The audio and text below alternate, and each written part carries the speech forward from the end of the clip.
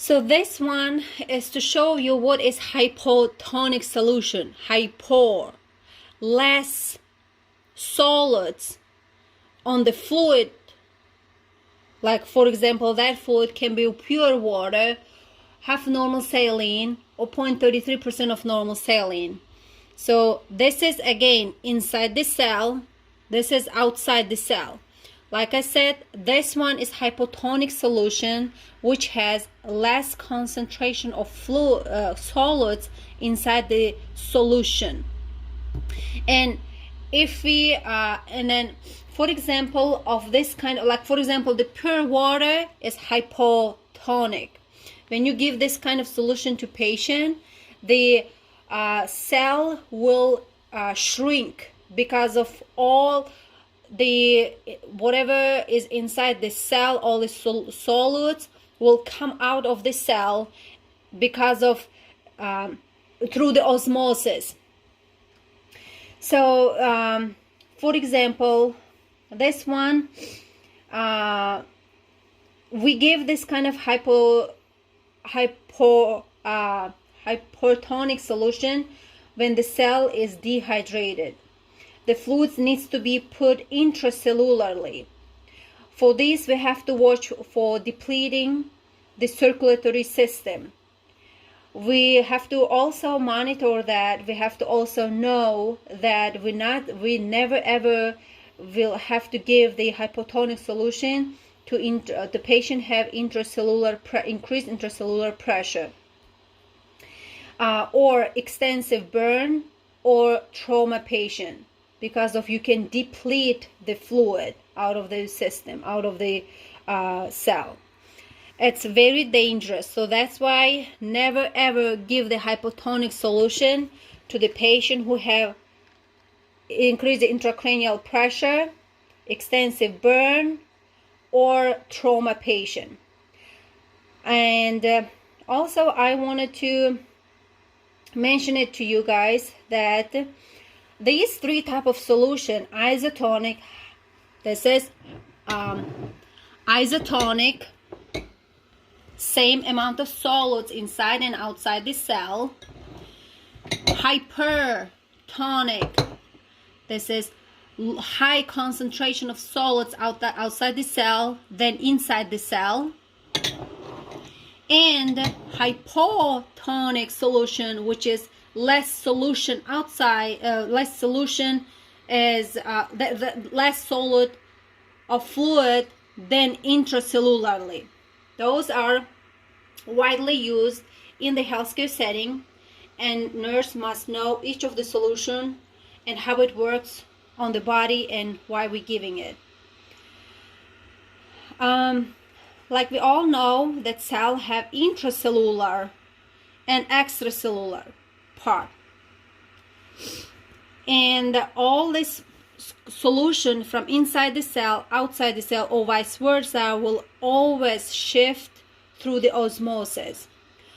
Osmosis allows molecules of the solvent to pass through a semi-permeable membrane from less concentration toward the higher concentration. The key thing to remember here is that everything will move from low concentration to the higher concentration. So that's why this example of this is pure water, which has less solids inside. If we put the cell inside the solids, the solids from inside the cell moves through the osmosis to outside the cell, which the cell will shrink and die. I hope this video helps, and I look forward for your question, concern, and just subscribe down below and let me know what other video I can make for you guys to help you to go through all the study and schooling. Thank you so much and have a nice day. In hypertonic solution here, this is hypertonic, this is outside the cell, this is inside the cell.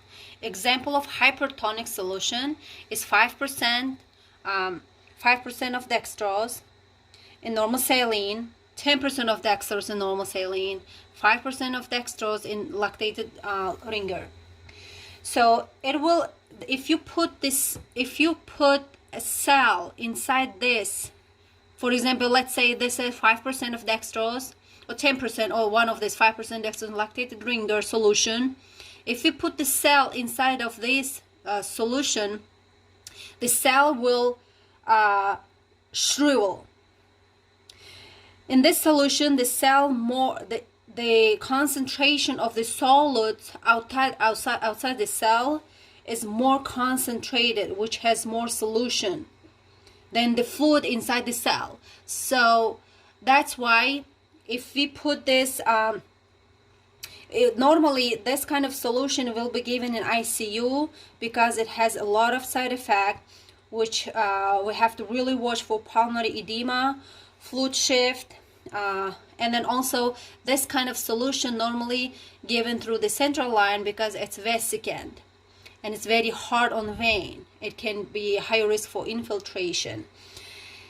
And for example, you have to really watch if the patient very dehydrated. So like I said, I'm gonna show you very closely. So this is hypertonic solution. This is hypertonic solution, which has more solids than the cell in intracellular cell. Like I said, when you put this cell, when you give the patient this kind of solution, it has to be an ICU watch.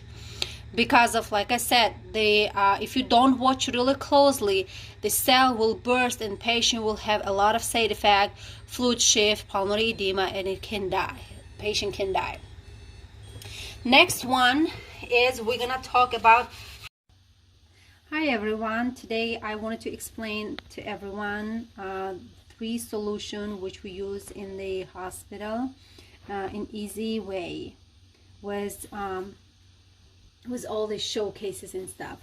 So first we're gonna go over the isotonic solution. This is the isotonic solution. As you see, this is same amount of solids intracellularly and extracellularly.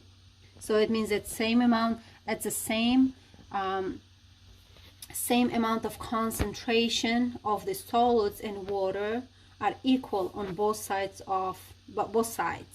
intracellular and extracellular.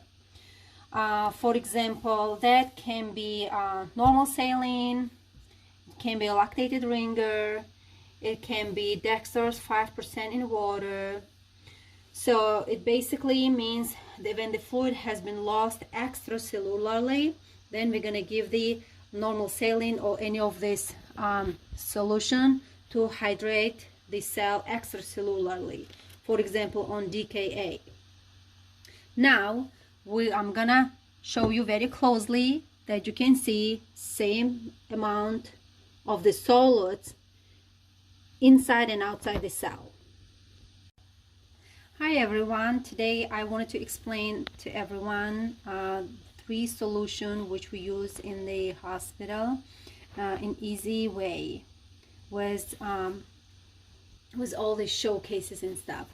So first we're gonna go over the isotonic solution. This is the isotonic solution. As you see, this is same amount of solids intracellularly and extracellularly. So it means that same amount, at the same amount of concentration of the solids and water are equal on both sides, intracellular and extracellular. For example, that can be normal saline, it can be a lactated ringer, it can be dextrose 5% in water. So it basically means that when the fluid has been lost extracellularly, then we're gonna give the normal saline or any of this solution to hydrate the cell extracellularly. For example, on DKA. Now I'm gonna show you very closely that you can see same amount of the solids inside and outside the cell. Okay, now we're gonna go. I was